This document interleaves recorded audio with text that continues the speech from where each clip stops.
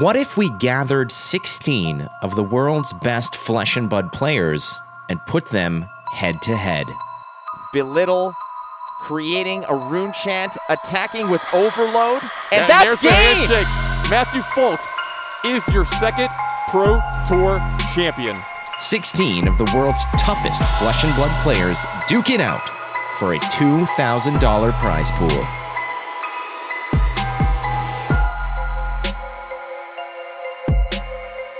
Another day and more Goliath Gauntlet action. It is Sunday and another day of the initial round, the first round. We've got two more bangers for you. And speaking of bangers, that would be Tannon Grace, which makes me mash, I guess. Does that make me mash if you're bangers? Full English breakfast kind of reference here, which I'm a big fan of. Everything but the baked beans. I'm not a big baked beans for breakfast guy. Cool. The beans are the best part. They're okay. True story. Our good friend Christo is when we used to play ball hockey together, we were on the same defensive pairing. We called ourselves, our pairing were bangers and mash.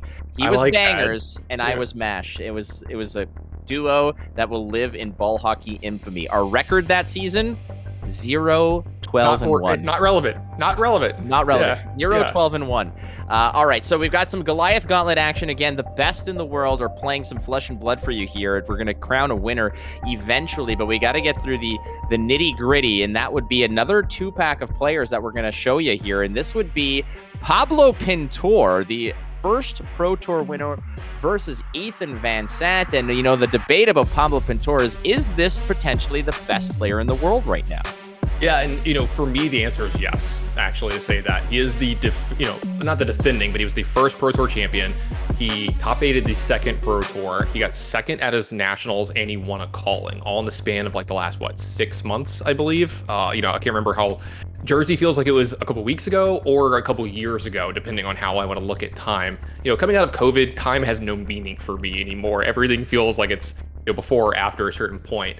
But this is a guy with a very storied past in competitive card games, really big into the, both these players are really big into the X-Wing miniature game, playing other games like L5R and stuff like that, just getting a lot of competitive reps and getting really into games. And Pablo has really, really made a name for himself in this game. He's not someone to be feared, but someone that everyone should fear, and possibly the best player in the world just because of the pure results alone within the last year.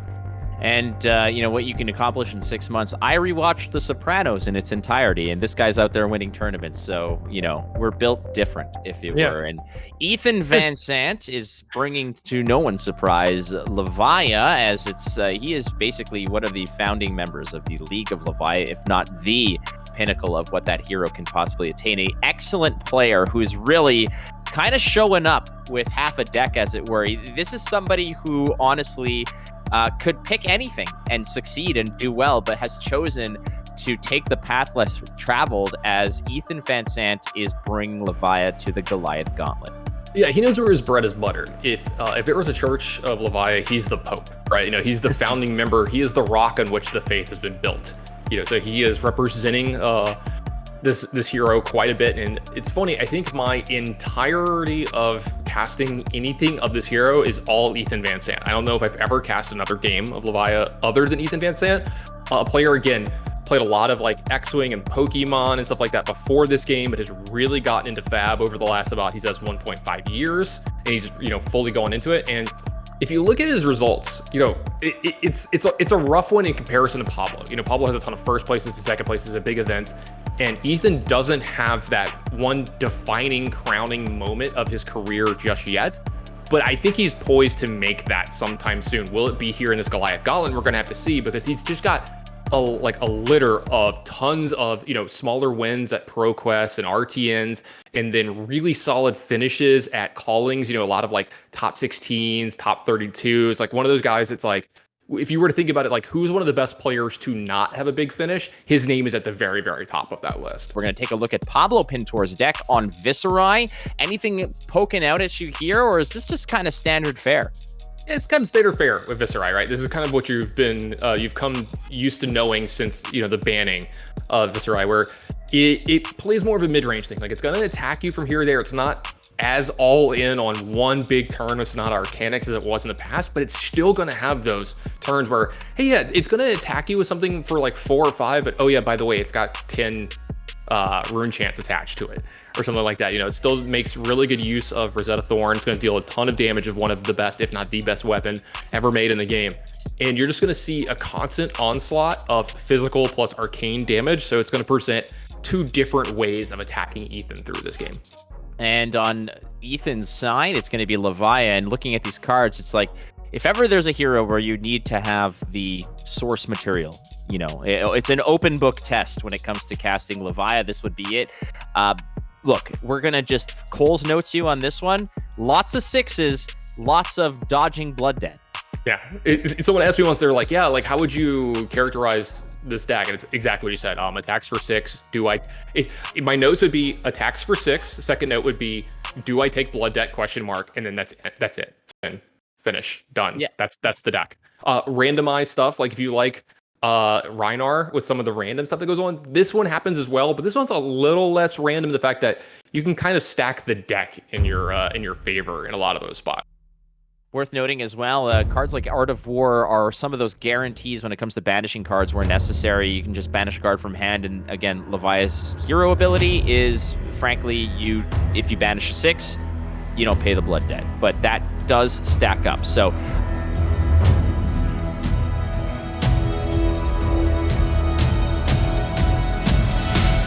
are they playing on a hill?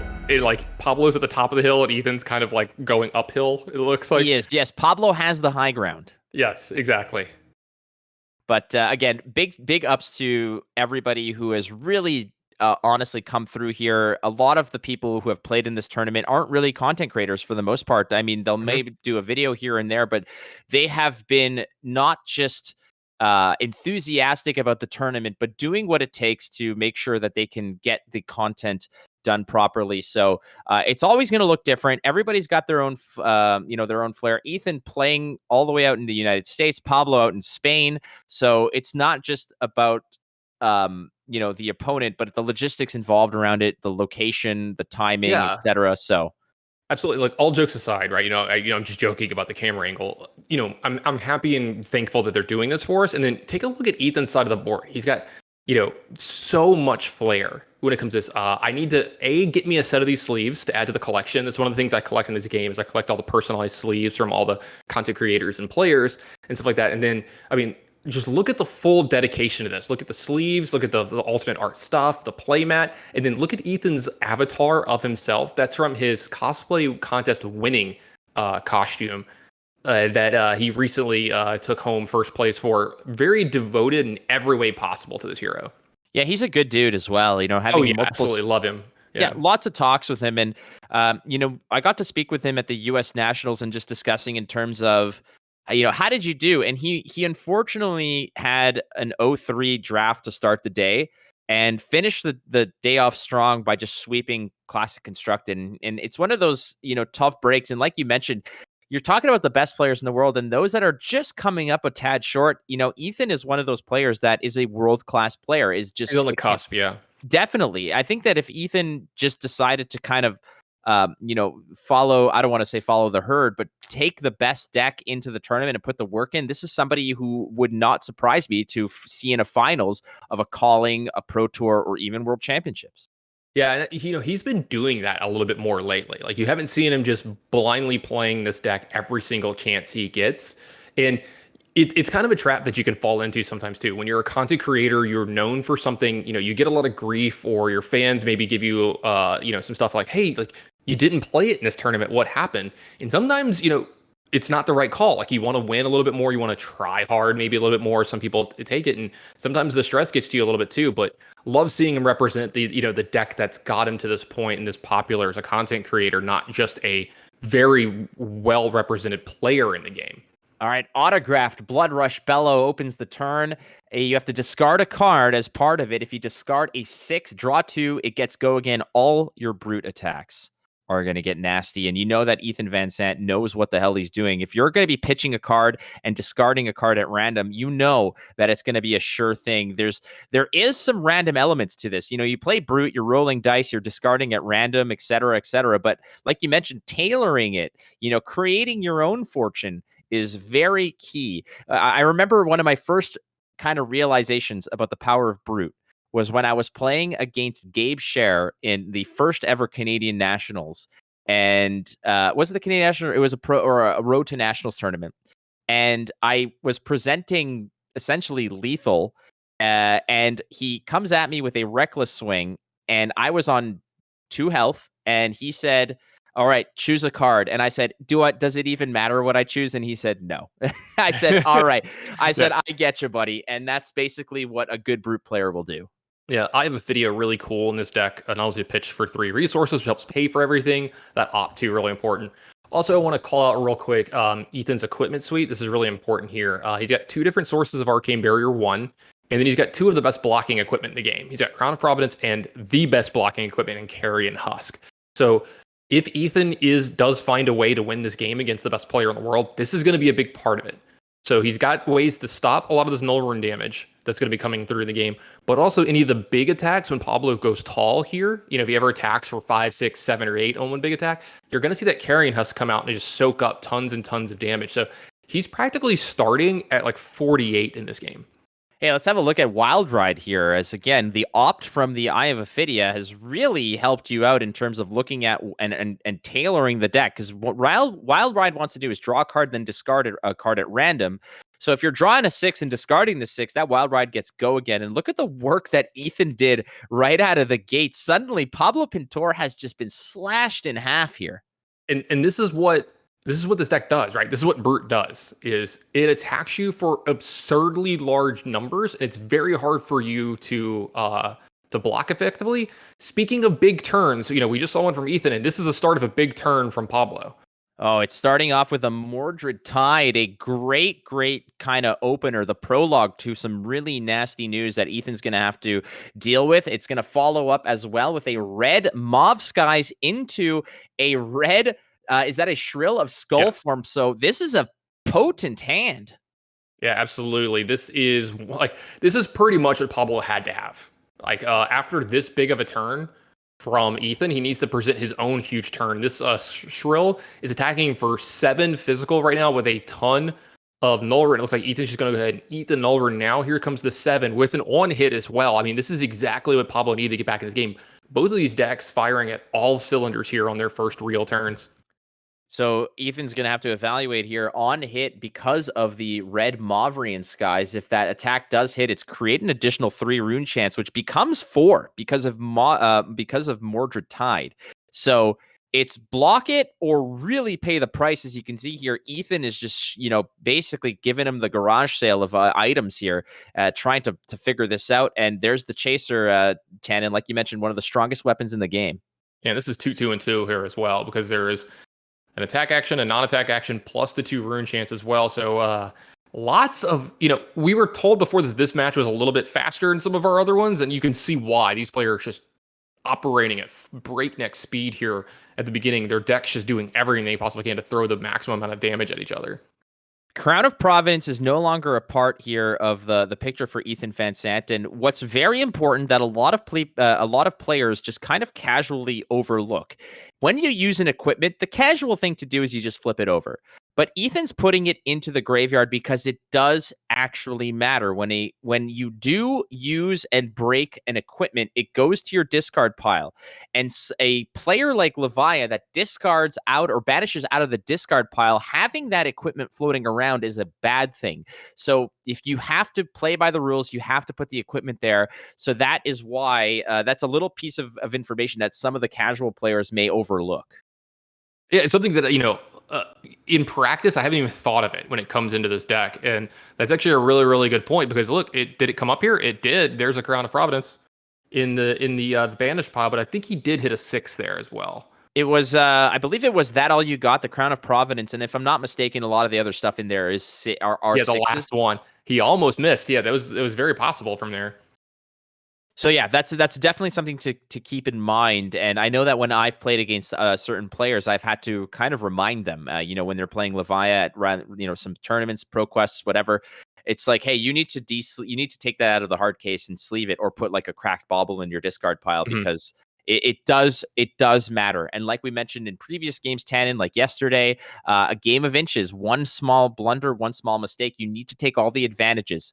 The amount of games where you just wish you had one extra life, a day late, a buck short. So that is certainly factoring in, but it is now banished, as Ethan is showing off all the little doodads and trinkets, man. This guy is stacked.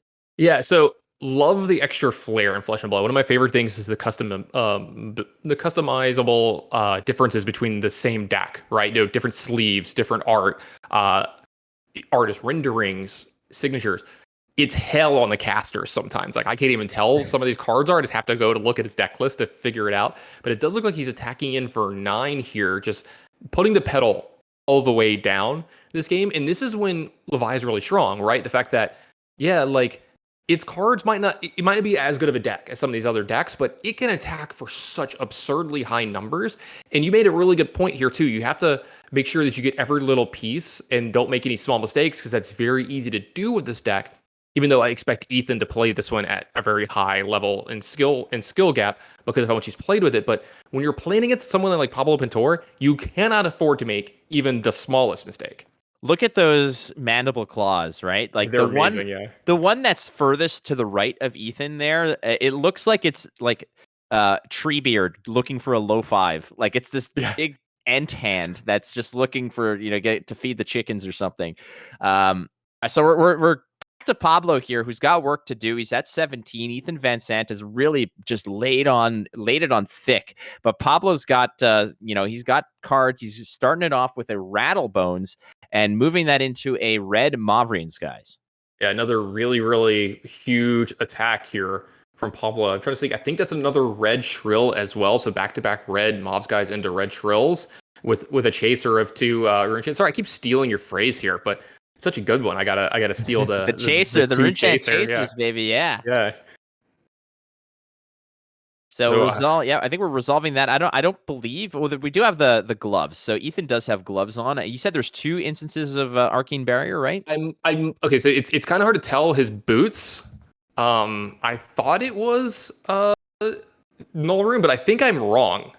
As I say, at first I thought that was Null Rune boots, but it doesn't look like he has that in his actual list. So I think he's only got the Arcane Barrier 1.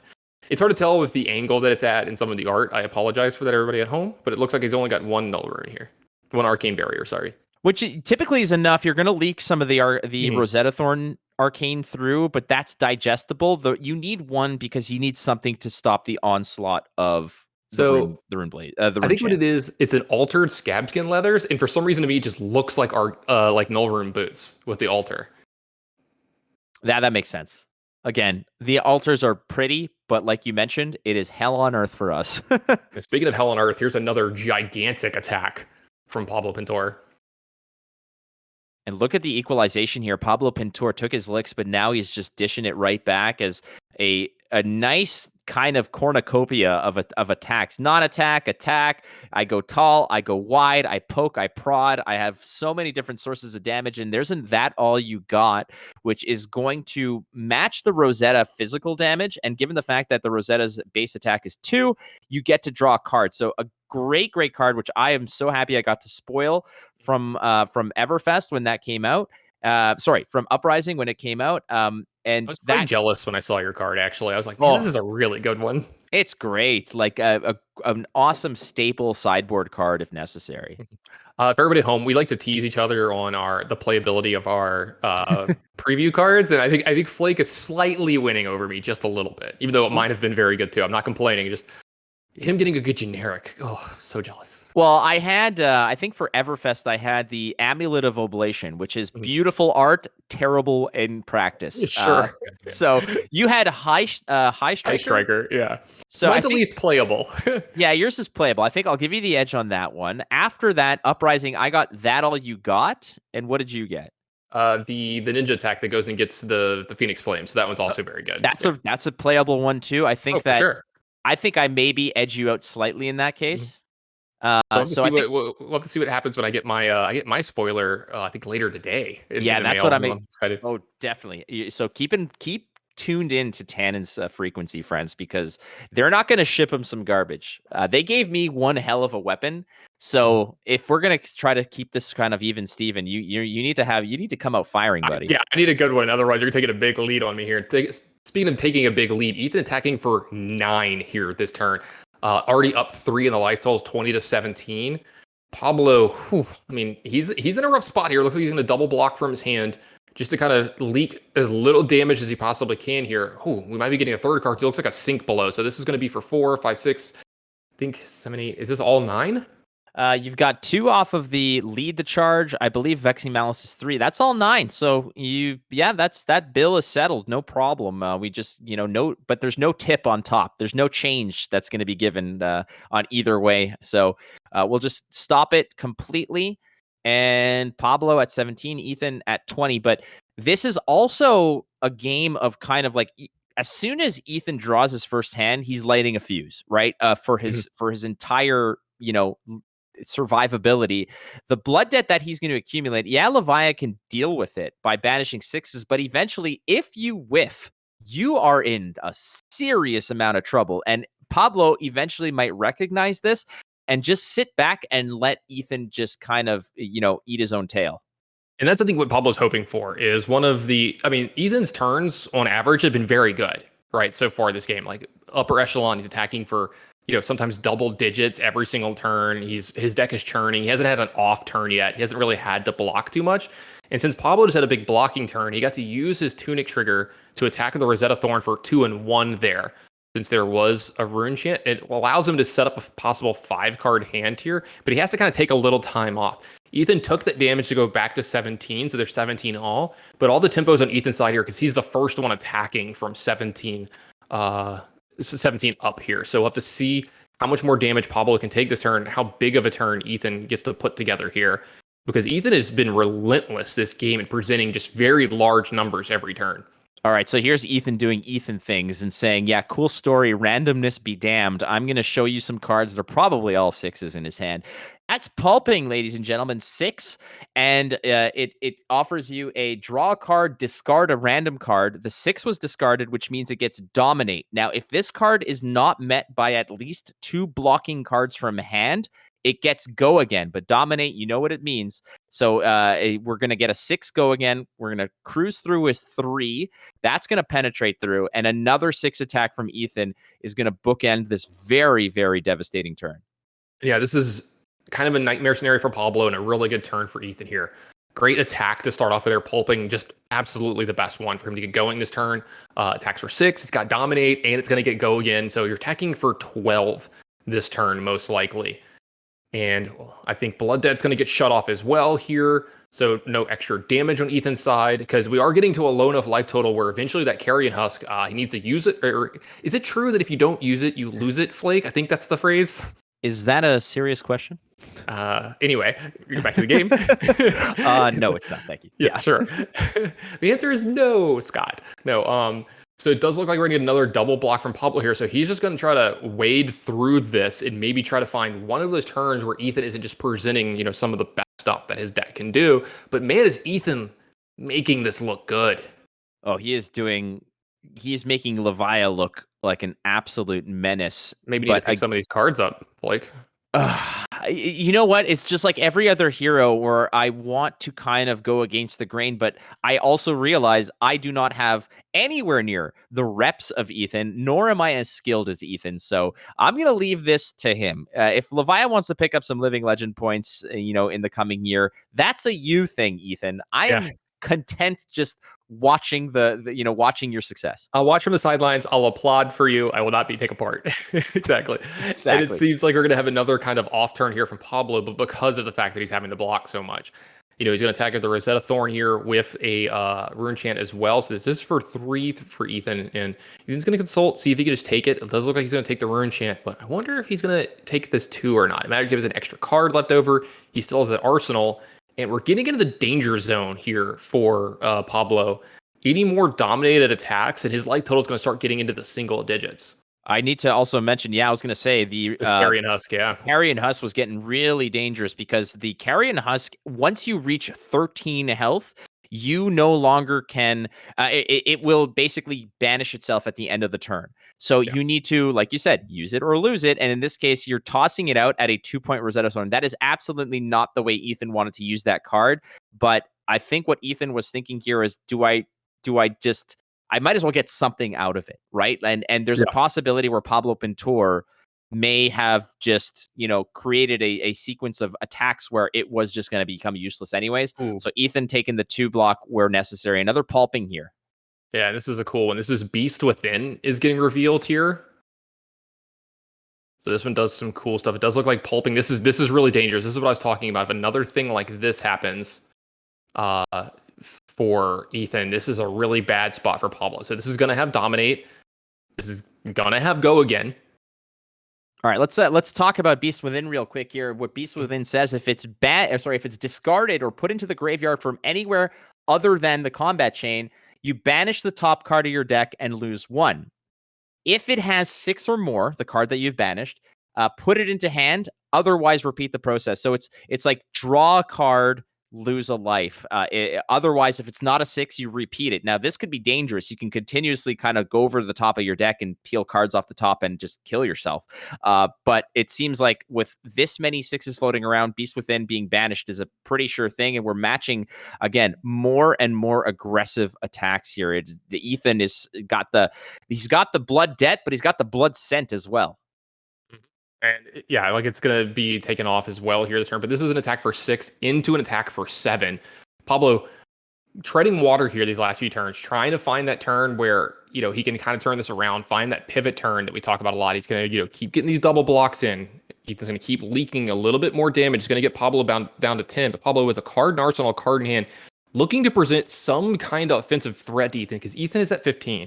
If he can get him down into some lower life totals and some dangerous ones with multiple cards in his hand, then he can get to the point where Ethan has to actually start respecting stuff and blocking more. And that gives Pablo a very big chance to get back in this game. He hasn't been able to do that in a couple turns so far, but he does make 3 rune chants here this turn. So what Ethan's doing right now is just constantly pressuring the life total, but what Ethan's also doing is making Levia look super easy. And here's what we're talking about: Art of War, pitching Art of War. Now the option here is you've got a nice array of options. What I suspect he's going to do here is he's going to banish a 6, turn off the blood debt, and draw 2. That's what he's showing. And the other option is typically for ninjas, you're just going to pick the +1 because you're going wide and have go again anyways. But there's an opportunity here for Ethan to just select the go again. Yeah, absolutely. Lots of different. This is a deck that actually uses all of the versions of it. Now, you saw him pitch a swing big into another swing big here. So this one's attacking for 8. And if it hits, the defending hero creates a quicken token when the combat chain closes. Ethan's not really going to care about that because he's attacking for such a high life total here. He's going to get multiple cards out of Pablo's hand, or he's going to get most of his life total. So he's not really caring about the fact that the quicken token is going to come on the other side of the board because it's not going to be utilized. Speaking of swing bigs, holy crap! Did we have 3 of them here this turn? That was the whole enchilada, my friend. Is another 8 spot gets tossed his way. I believe the Arknight, Become the Arknight, is a 3 block. So 6 block off the 8, 2 leaks through. But the most important part here for Ethan, he's got another turn and he turned off the blood debt. He's still there. Ethan making it look easy. Yeah, Pablo down to 6, no cards in hand here. He is going to get a chance at attack here this turn though, because Tunic goes up to 3. So let's Rosetta Thorn attack for 2 and 3. And yeah, Ethan just snap takes it. That's a little scary if you're on Pablo's side. That means probably this whole hand is coming at you. Not even waiting. Ethan Van Sant just coming out of the arsenal, firing with a Wild Ride, pitching. And again, Wild Ride is going to allow you to draw a card and discard at random. If a 6 is discarded this way, gains go again. Go again, and going wide is what Ethan wants here. 4 cards. Pablo, the master of his own destiny here, but we're going to go with the dice instead. Finds it. Beast Within. Oh, this is huge. Is this going to be the turn that finishes off this game for Ethan? What would probably be the biggest upset of our tournament? Finds it. All right. So 1 lost life, no problem. Ethan at 9. It says 6 there, but he's actually at 9. Ethan is going to put that card in hand, and it's 6 go again. So the turn is hardly over, and he hasn't even touched his mandible claws. Yeah, so this looks like a 6 that's going to get blocked out from Pablo. Tons, 4 cards left over, a resource floating here for Ethan. I think, like you said, he's got the blood debt, but he's got the blood scent. I think he can smell it here. I think he smells the finish line. He smells the end of this game. There was another Beast Within that was in the hand as well. We're going to go with the Rouse the Ancients. That's going to be showing 2 cards. So what Rouse the Ancients wants to look at is if you have 13 or more power in 60. hand. Yeah. 60. Leave it to Ethan. It's just a handful of pulverizes. But ultimately, 7 go again. And he's like, this is what I'm showing you. So 7 go again. He's got resources galore. And he's got both mandible claws that are online for go again because the 6 was discarded. Ethan Van Sant is a maestro with Levia. And this has been very, very impressive from Ethan, showing off just the upper end of what this deck can do. Just attacking for 6, 8, 10, 12, 14 every single turn. Making the most of all of his cards, sequencing correctly, getting huge attacks in. This looks like no more cards are left over in Pablo's hand, and this is an attack for 7. Can he survive here? It looks like he's going to give him all of the equipment, and I think that is going to be the game. We get a little fist bump from the guys, and it looks like Ethan Van Sant is going to take down Pablo Pintor here in round 1, and what has got to be a bracket buster for everyone that filled out a bracket here for a Goliath Gauntlet. So many people were basically just insta-locking Pablo for the finals. Yeah. And here is Ethan showing you what's up. It's not that he beat Viserai with an established Oldham list or an aggressive Phi list. He went with, like you said, his bread and butter. He went to the comfort zone, took his girl to the finish line, and did it in style by beating the first ever Pro Tour champion. Yeah, and let's talk about this match for just a second, too. Very, very high-end draws from both our players early, right? Like, the first couple turns were absurd from both Ethan and from Pablo Pintor. The problem was in the mid-game, Ethan kept doing it, right? He kept attacking for 6 multiple times a turn, or, dominated cards with go again, just leaking extra damage here or there. And Pablo had to kind of pivot into this where, my hands aren't going to keep up, so I need to block here, right? Take a little less damage, maybe find one of those turns where you only attack for 1, right? You only attack once, you only attack for 6, just 1 turn. I can block with a card or 2, come back with a little bit, and keep up. The problem was, that just never happened. Ethan's foot was on the gas the entire game, and that pedal was at the floor the entire game, and it got him a victory. And dodging the blood debt was crucial there. Again, a lot of this goes down to the design process of the deck, and Ethan has probably been in the lab for, days and days, if not, weeks and weeks, just reworking, retooling. The guy is absolutely a virtuoso of the hero. And, but how do you not expect Pablo Pintor to win? Ethan Van Sant, though, you can't say enough about the guy. And here he is just showing the world his prowess. Yeah, one of the biggest wins of his career here. Yeah, I know he's won, events and stuff like that. Like those, it's a little bit different, right? Like when you win events, it feels great. Like it's an accomplishment for the entire day and a bunch of preparation that you put in. But this is a crowning achievement of a specific win of his, like on camera. He just played against what a lot of people consider the best player in the world. You keep talking about it's a Pro Tour champion, multiple Pro Tour top 8s, just one of the best players in the world, if not the best player in the world. And you just took him down round 1. You've got to be feeling good about yourself, and you've got to be feeling good about your chances for the rest of this tournament. Yeah, I feel bad for people like Logan Peterson and Jordan Kennedy, who are just absolute goons when it comes to betting on stuff. And those two, oh my God, right now are pulling their hair out. But that kicks off our Sunday here for the Goliath Gauntlet Tannon. I think that there's still so much more to be played even today. Honestly, as an opening salvo of 3 days of games, I think we've surpassed our own expectations. Yeah, I couldn't have expected. Honestly, the video quality's been amazing from all the players. They've really stepped up and how to do this. I know you've had a big hand in that, so thankfully, thank everybody at home that's been, helping out as much as possible with this. But the games themselves have been awesome stuff too. I could not have envisioned this going any better than it actually has, and I already had high expectations. So again, big thanks to our sponsors at kayfabecards.com out in Utah. Job is a tremendous human being, and he's really stepped up for the community and for Flesh and Blood, as well as everybody, the players specifically, for just jumping in and making this happen. There's going to be more of the Goliath Gauntlet coming up after this break.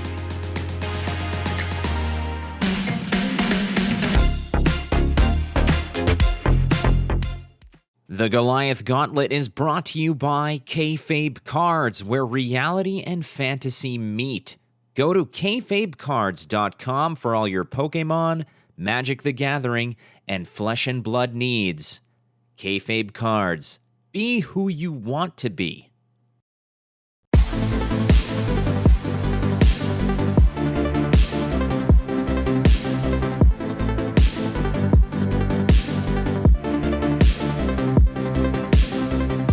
Welcome back, everybody, to the 6th of our round of 16 matches here at the Goliath Gauntlet Flesh and Blood Invitational. This one is spicy. We've got 2 tournament winners coming right at you. But first, I want to welcome our special guest to the cast. It's Bryan Gottlieb, of course, commentator for Flesh and Blood events, and also works on the design side, mate.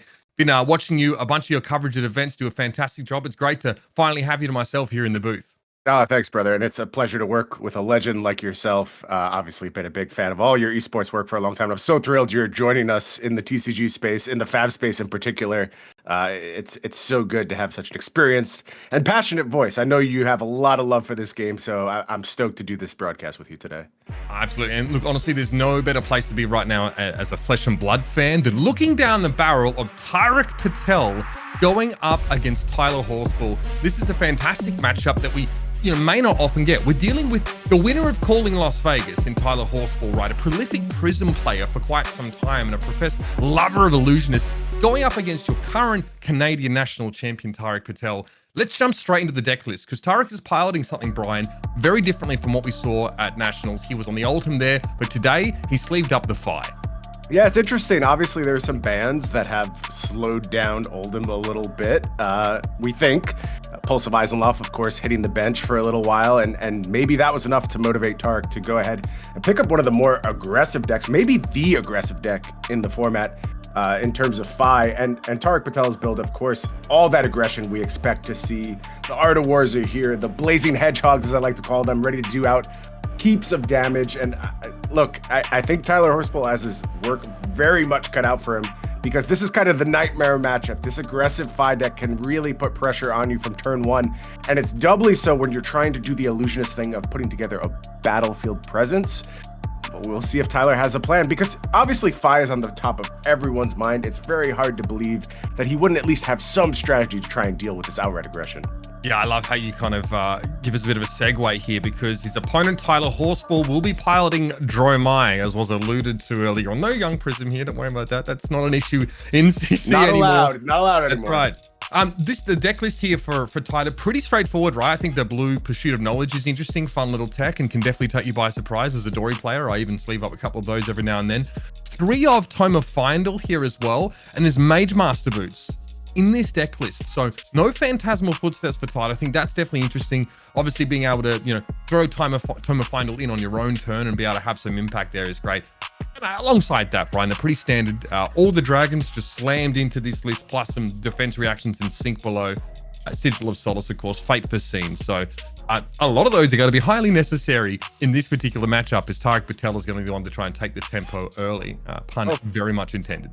For sure, and we've seen very much these Dromai decks kind of oscillate between these more controlling dragon-focused builds, and I have seen just redline Dromai lists. And I think if I had to play the 5 matchup, which I don't want to do as a Dromai player, I would rather do it with Tyler's setup. I think there are some very important tools here that he could potentially use to slow down Tariq Patel's onslaught. But like you said, work cut out for him. I do like the Tome of Findel inclusion. I think that extra few points of life, a little bit of life gain in Flesh and Blood, goes a very long way. It often equates to taking away an entire turn's worth of work from your opponent if you're able to max out that Tome of Findel. So I think those are going to be critical cards in this matchup as well.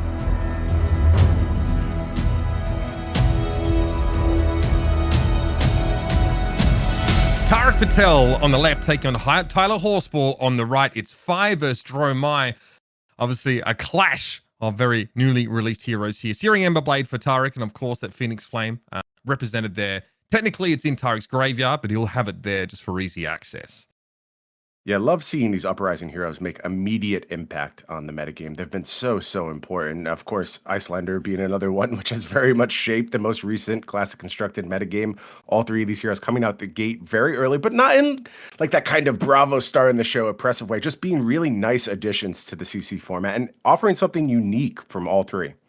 Absolutely. Now, one thing we don't see from this screen is whether Tariq is running Mask of Momentum or Mask of the Pouncing Lynx, but that will become apparent to us pretty quickly as triggers from either of those headpieces are going to be very relevant and are going to be something that Tariq is trying to drive towards. It looks like his first turn is simply an Arsenal card and a pass back to Tyler.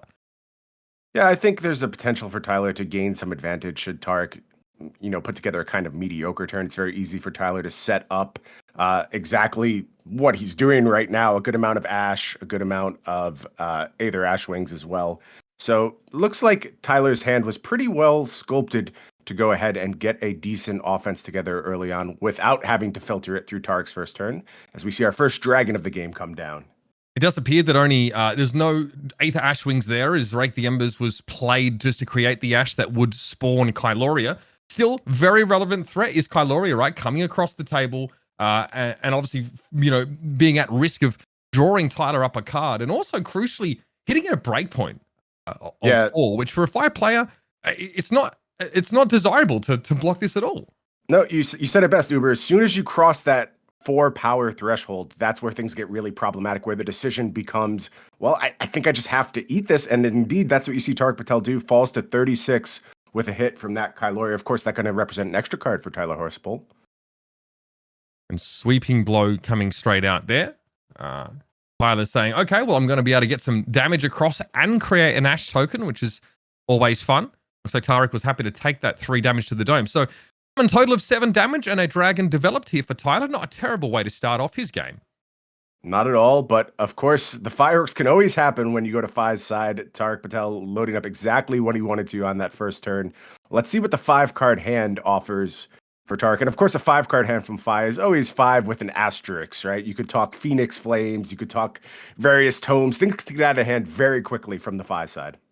You did right. It's a Ronin Renegade to start the party here, Bryan. Cost 0, comes in for 3 and has go again. So exactly what Tariq wants to start off the turn. It means that, straight away that Searing Emberblade can get on in there with go again if he doesn't want to show too much of his hand. But there's always a question of whether Tariq is inclined to, pitch for so many resources or keep chipping in with these sort of 1 or 0 cost attacks. And the question is now, we'll find out if Tariq is looking to try and bust at that Kyloria here or just try and go around it. Again, bear in mind, Kyloria has 2 health, I suppose you could say. So it easily popped here, but it will be an attack at the face. 2 Ronin Renegades back to back. Yeah, the classic starter from the Fi side, just a vanilla 3 go again, exactly how Fi likes to start turns. You really, as the Fi player, want to maximize your damage towards the Dromai, and if you have those kind of off attacks, a blue that you have to play for value, that's where you really want to go after the dragons like Kyloria with a lower health total. Of course, there's some scenarios where you're just incentivized to ignore those dragons. You just want to straight up race and push as much damage as possible. And thus far, that has been Tariq's approach. Going to go ahead and get that Blazing Hedgehog out, push a little bit more damage towards Tyler. 3 cards, but 10 damage in total for Tariq here. So pretty scary. Tyler is obviously more than happy and going to have to give up a lot of his hand to prevent this kind of damage coming across. That's a fate foreseen from hand. So defense reaction there used. The first one from Tyler Horspool, allowing him to opt 1 and block 4. Yeah, good efficiency there. You always want to line up maximum defense value with the larger attacks. Obviously, 4 block on 4 power, exactly where you want to be if you're in Tyler's spot. And why we see these Dromais play these very, very critical, I call them like the iconic defense reactions of Flesh and Blood, Fate Foreseen, Sink Below, the 0-for-4s that we all know and love and form so much of defensive backbones for so many decks. Especially with how, red line a lot of Dromai decks run. They're very much disinclined to pay for their defense reactions, so they're just obviously perfect inclusions in a deck like this. And Sigil of Solace, while not technically a defense reaction, it allows you to turn on Go Again for your dragons if you use it sort of during combat. So it can catch your opponents unaware with that card, even though it looks defensive. There's some trickery involved with that instant being able to be used as a red card played. So looks like that one's blocked out again. Tariq now obviously going to try and pressure more. It's going to be a blue snatch here. So not all the fire decks looking to run this card, but still relevant threat here, being able to draw up for Tariq and snaps dragons as well. So drawing and getting go again.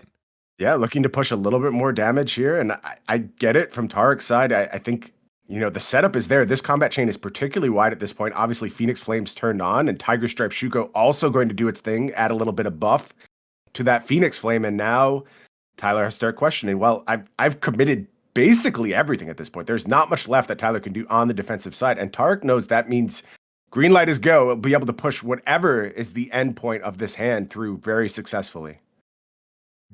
Question, not a ton of rupture effects outside of the lava burst here in this list, but obviously Salt the Wound also is a key consideration, as that card gets +1 for each attack that hits on the combat chain. A little harder to get tons of value against an opponent like Dromai. And looks like that's all she wrote. So interesting to see the Snapdragons used in a turn here, and Tariq's actually holding an extra card as he heads into the end of his turn. Yeah, very interesting. It was critical, though. Those last two attacks were directed towards the Kyloria, and I think that was about the card that Tariq drew from the on-hit effect of Snatch. There's potential for that hand to really spiral in a different direction, and I'm assuming that draw off the top of the deck, not exactly what Tariq was looking for. Crucial as well that you can guarantee on hits if you're attacking into a dragon ally. Absolutely. Like that. So Tariq didn't have to worry about his Snatch being blocked. He was guaranteed to find value there. And obviously Tyler wants to block from his hand, but if he's allowed to maintain any of the board state that he invests in developing, the Dromai player can get out of control. So Tariq making the right choice, pressure life total, then make sure there's no allies hanging around after the fact. That means Tyler's Arsenal pass back, and Tariq's going again, this time Belittle, revealing a blue brand with Cinderclaw. Another one of those iconic cards of the Flesh and Blood meta right now. Belittle into blue minnowism. This means Tariq Patel is going to have all the resources needed now with 2 blues rolled up. Basically, anything Tariq can imagine to do, he will have the resources to pay for from this 5 deck. I expect to see Searing Emberblade have some influence over this turn. Obviously, those Phoenix Flames looking to get in the mix as well.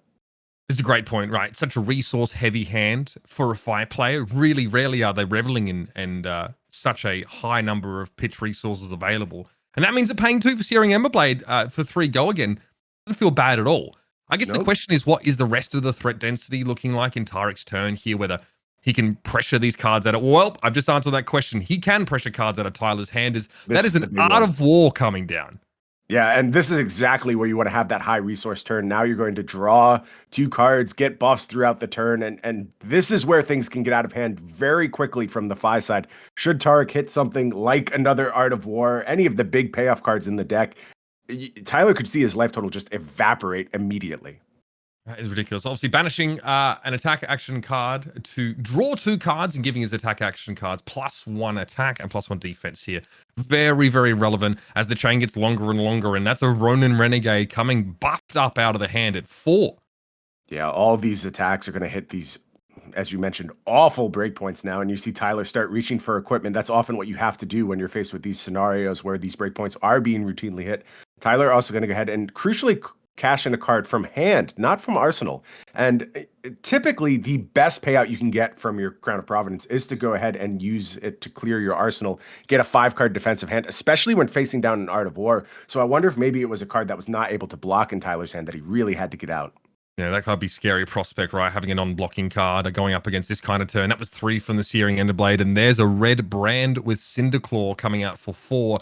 Again, starting to blow out a little bit here. Tyler is blocking with equipment, so you can tell he wants to maintain some card density, keep something in his grip here, but he may have that decision taken away from him. Here's the Phoenix Flame coming across. Yeah, and critically, this is where we need to figure out what is going on with that mask slot. I believe, based on this, it's going to be Pouncing Lynx, and I think that no, it looks like there's a draw here, so that may have been the mask momentum trigger. And this is, again, like these turns get out of hand very quickly because there are all these compounding effects, be it the Art of War draw, the mask momentum draw, and 24 for Tyler Horspool, not a safe life total any longer. You could see that evaporate immediately. When I see a Dromai clutch their cards like this, it always makes me think something big is coming, like a Tomaltai or a Dominia or something like that, right? A dragon that is quite costly to invoke. The question's always going to be, is it going to be worth it for Tyler after this turn comes in? Again, the attacks keep coming down. This one's a Spreading Flames. It says draconic attacks that Tariq controls have +1 while their base power is less than the number of draconic chain links they control. That's in effect for everything that would come after this card, just to be clear. All right, now that's a 4 again. Yeah, we're looking at 5 Draconic Chain Links, so no trouble turning on the Spreading Flames for anything else that will occur on this turn. And you mentioned, obviously, Tyler not blocking here, looking to set up a big hand, but here's the problem. How big can that hand really be? The problem is if he invests all of his resources into creating a single dragon and his life total is at this precarious level of 16, it's just not going to matter that much. And the Snatch also getting a reload here. Real trouble for Tyler now.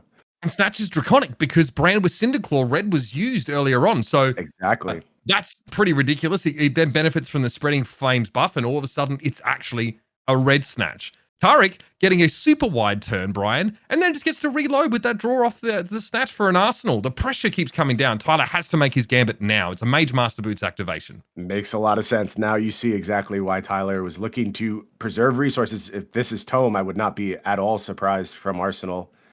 Maybe generating some life gain. And there you see the Tome of Fyendel. Yep, and now that previous turn makes even more sense from Tyler. And let's hope this is what he needs to go ahead and set up some arena presence and start turning the tide in his favor. 2 cards also pitched there as well, so some Ash generated at the same time. Card advantage here for Tyler. He's been able to replace the 2 cards he spent here in order to make this play. So neutral on cards, but some life gain there, and a chance to put some pressure back in the direction of Tariq here. Again, a very healthy life total at 33 makes you wonder how you're supposed to incentivize the 5 player to block here. It's a problem that I think has no solution. And if you've played a lot of Uprising Limited, you know what it feels like when the 5 players across the table just saying, yep, I'll take it, whatever, don't care. And they do that repeatedly. There is a big swing, though, here from Tyler. It is that Tumultide that you mentioned, Uber, and this is going to probably incentivize some action from Tariq, and unless he can just kill Tyler on the next turn, you really have to worry about that dragon spending any time out in the arena. Love this. Tumultide comes down and says when it attacks, reveal the top 2 cards of your deck. If 1 or more red cards are revealed, put that many -1 counters on an equipment your opponent controls. And if it has 0, destroy it. So Tyler Horspool is able to blow up that mask of momentum now. Tariq can no longer threaten a card draw on that 3rd consecutive attack action card. Well, when an attack action card obviously is the 3rd or higher to hit draw. So that's big. Really shuts down a key part of Tariq's card advantage engine. Big play, though, obviously, to try and set up for that kind of turn. But nice to see one of those big dragons hit the board. Well, it absolutely was, Uber, but here's the problem. Tariq Patel had the perfect answer. He had the Command and Conquer in hand, meaning he was able to pop Phantasm on that dragon. There's only 2 6-power attacks in Tariq's entire list. 2 Command and Conquers. Those are the only 2 I see. So having that at that moment, honestly, might have just been game-saving for Tariq. That was exactly what he needed to stop Tyler's attempt at offense. And now, again, just right back on the offensive. Mounting Anger going to be the attack from Tariq Patel. So brutal for Tyler. Yeah, having his dragon shattered by a 6-power attack. Still got the effect of destroying a piece of equipment, right? So that's still relevant. But the fact that he can't keep that big dragon on the board, of course, the dragon that has 5 of that health, which is hard for your opponent to break through, is huge. He could have soaked up so much of this oncoming damage, but it's a mounting anger to start proceedings off again from Tariq, who has just had the perfect answer right there, and now is continuing to apply that pressure.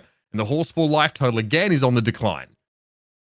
Yeah, so unfortunate for Tyler. That was the moment where things were supposed to turn in his favor, and Tariq just had the perfect answer at the ready. And now that means these various attacks that are going to come out from the 5 player, which happens turn after turn after turn, are just going to be able to go face. And they were supposed to be attacking a dragon this turn as far as Tyler's plans went. And now things are quickly becoming insurmountable. Ridiculous stuff there. Looks like chain getting broken by Minnowism. So actually seeing Minnowism getting played there to buff this snatch up already, it got +1, if I'm not mistaken, because of the mounting anger banish there. So snatch coming straight in here. This we'll see what Tyler can do about that. 5 damage and a card draw being threatened.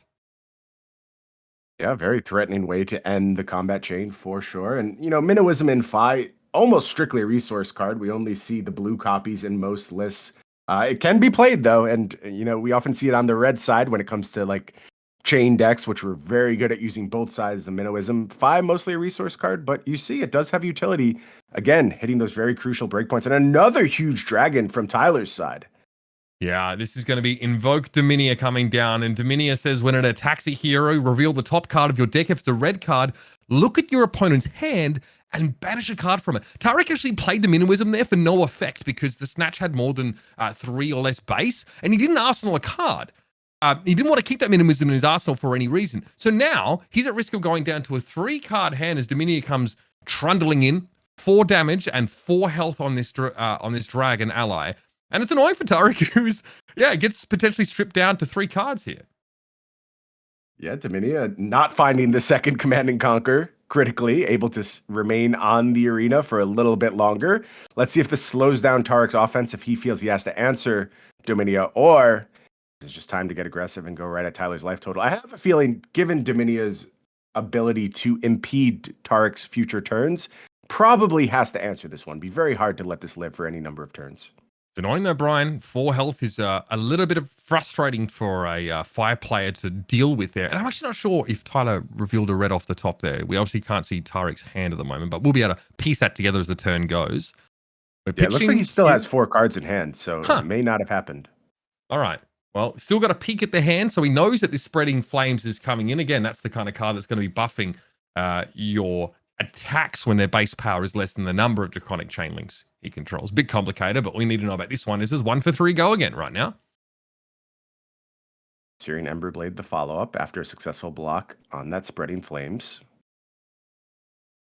Again, 2 for 3 go again on the Searing Emberblade. Tariq now firing off a Blazing Hedgehog. That's right, the Blaze Headlong. That's 0 for 4. That's going to take care of the Dominia as well. Something Tariq absolutely had to do this turn.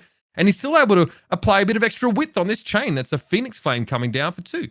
Yeah, I love when those Phoenix Flames get a buff. The 2 adds up over time, and you see Tyler's life total falling down to a problematic 11. This is the type of life total that starts demanding. You can't think too much about your own plans. You have to focus on staying alive. Serakai, are you kidding me? Dragon after dragon for Tyler. A 6-power dragon with only 1 health that says if he hits a hero, it does 3 arcane damage to them. So represents, oh my god, another CNC to blow up the dragon, triggers the Phantasm, and Tariq avoids taking potentially 9 damage to the face, Bryan. Perfect timing from Tariq Patel. Just has had those Command and Conquers on a string, able to summon them to the top of the deck, very ready to deal with this dragon onslaught from Tyler. And I think, Tariq is going to look back on this and maybe feel like he got away with one. Only 2 copies of Phantasm Poppers in the list, but very, very timely ones showing up to blunt Tyler's offense. Just disgusting. Again, technically, Enlightened Strike blocking on an Art of War turn defensively could pop one, but that's as good as it gets outside of that for Tariq. So he does not have those defensive options available. It's a Yellow Belittle coming down here. Now, this is 2 base, bear in mind. Coming in, and we see revealed from the hand there. Looks like a Minnowism obviously pulled out there, and a Rising Resentment going to follow it up here. Another one of those attacks to add some density to this chain. And again, if it hits, Tariq can make the next a card he plays cheaper this turn if he cares to use that effect to banish a card from his hand. May not be relevant here. Going to come now in with the Emberblade, and Tyler is starting to struggle. Yeah, so much of the hand now has to be devoted to just staying at a life total where he's not just dead to those Phoenix Flames. You get the Kodachi effect going, where that routine presentation of 1 damage, 1 damage, 1 damage just drains your resources. If you're ever in range of that kind of threat, your game is basically over. And Tyler, very, very protective of that life total. What Tyler needs to do is keep putting defensive resources out there and honestly hope that Tariq bricks. That's what you're praying for on the Dromai side. You need just a gross hand from Tariq, 4 blues, something preposterous where there's really no offensive output. I don't know, trying to figure out how many cards he needs to have some form of turn coming up. Looks like that Searing Emberblade came straight on in, and it's a Phoenix Flame now. 4-2, of course, as Tiger Stripe Shuko's turned on. Belittle was the first attack of base 2 or less power. Phoenix Flame being the second. We'll get it buffed by that one piece. Pretty insane stuff. Tyler says, I'll take that one as well. Arc showing his comfort in the feature match area. Very speedy with those dice. Very at the ready. Always appreciate that as a caster when our players are helping us keep track of the game state, moving those dice around.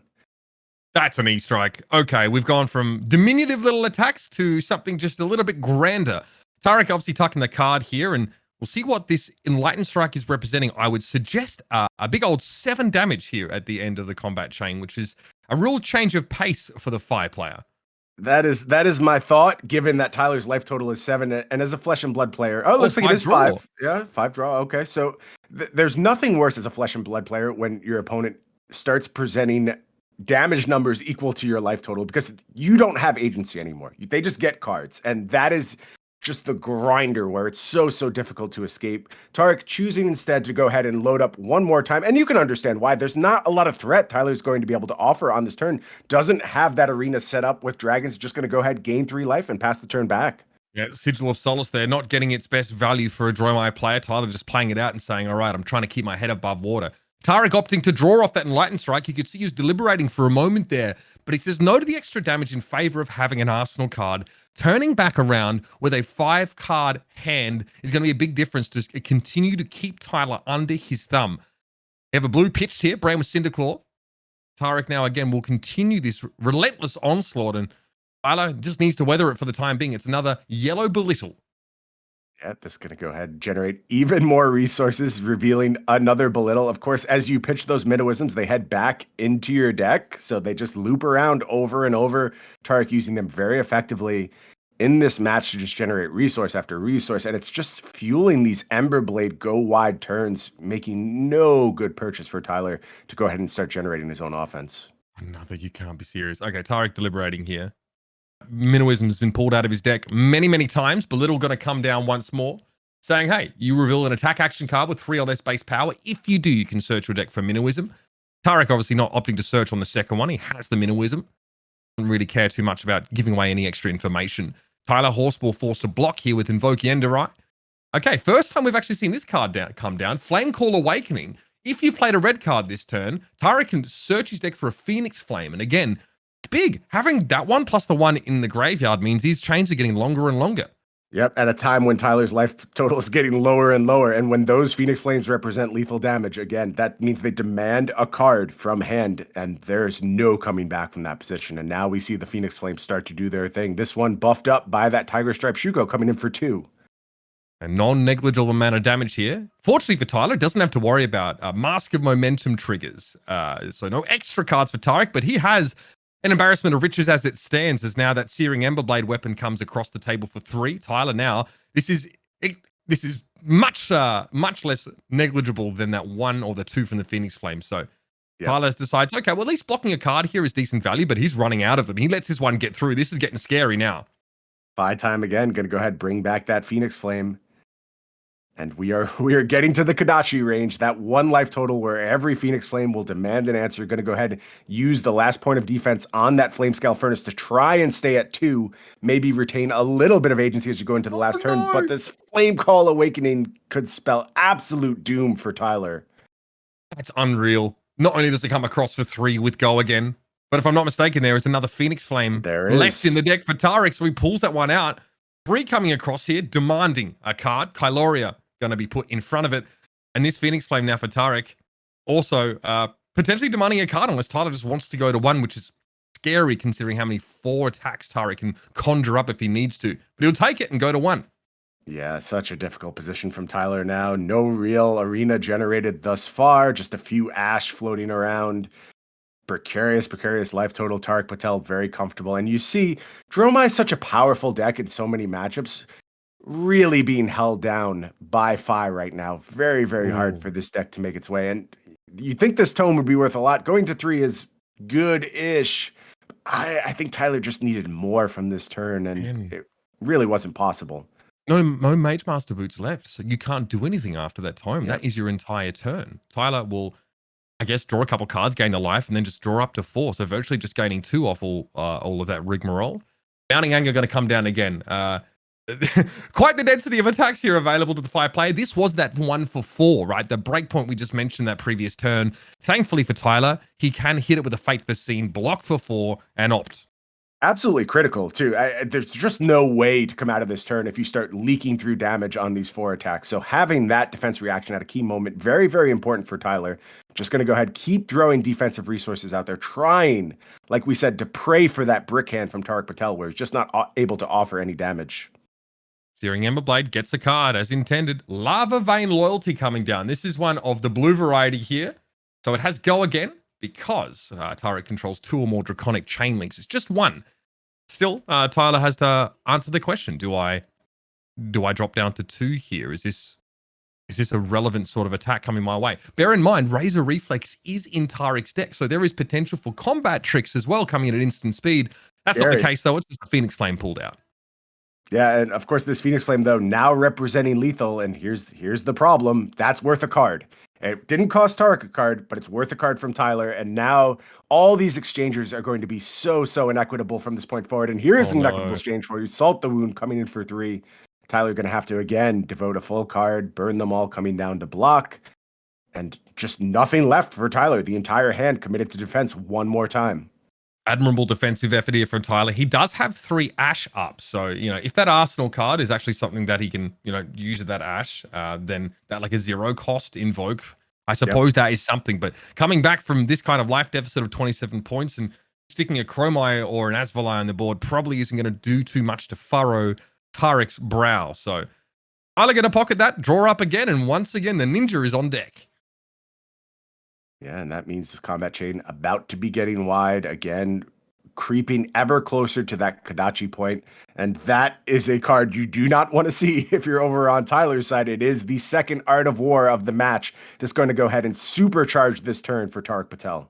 And that came off the Fyendal Spring Tunic counter, if I'm not mistaken. So essentially a freebie for Tariq. A freebie that would buff all his attacks by 1 and allow him to draw 2 cards if he banishes an attack action from his hand, which I'm pretty sure that's what he's done. Very popular mode selection for any deck that wants to go wide. And here comes the pain. Bryan with Cinderclaw clattering in. This is for 4 and go again. Yeah, everything is going to hit these breakpoints now. And on Tyler's side, you just need a massive amount of Fate Foreseens, of Sink Belows. That's the only way you make it out of this turn alive. But we've seen so many used at this point. I think Tyler's on his last gasp here as Tariq starts putting together this very wide combat chain. Again, you mentioned last turn, anytime where Tariq is getting a free card to draw out an actual card from Tyler's hand, i.e. forcing Tyler to block a Phoenix Flame, that is value that he is accruing that does not go away. It is relevant throughout the rest of the game. And that is a 5 power soaring strike coming in. And if this hits, he can banish a card from his hand with the cost less than the number of Draconic Chain Links he controls, which is going to be easy. And it'll get go again. So that's an option for Tariq if he has a non-go again card in his hand. But 5 damage says, Tyler, you'll be giving me 2 cards. Yeah, and that's just going to leave only 1 card left for Tyler if he commits 2 cards to defense here. And that means that Phoenix Flame, which we know is going to get brought back, is going to represent lethal, get the last card. And if that final card in hand for Tariq is an attack, this is all she wrote. That is 2 cards for Tyler. And the Phoenix Flame coming in after the fact here. Demands a huge surprise. A sigil, gain 3, okay. Man. He's hanging in there. The guy's staying alive. But not for much longer. It looks like the best possible closer you could have to this combat chain. It is a lava burst coming through. I mean, what are you going to do about that, right? That rupture effect means that this attack gets buffed up a whole lot, and there's just not enough cards left to block it. Lava Burst came in at Chainlink 4 or higher, so it was hitting for 6 +3 on its base 2, of course, from that rupture effect, and then the extra +1 from Art of War. And Tyler Horspool is ultimately vanquished. A tough matchup for that Dromai to succeed in. No opportunity to take a breath and develop some board presences. The relentless assault from Fire and Tariq Patel really found its mark. Yeah, you see that matchup and you go, why would Tyler choose to bring this deck? There's so many favorable matchups out there for Dromai. Oldhim has very much been the scourge of this format, especially in the hands of top players. Tariq Patel very famously won Canadian Nationals playing Oldhim. So had the tide not shifted a little bit towards Fi and all these really, really strong players that are in the Goliath Gauntlet had chosen to bring Oldhim, Tyler Horspool could have been looking at a tournament full of favorable matchups. Instead, runs into an absolute buzzsaw in the form of Tariq Patel.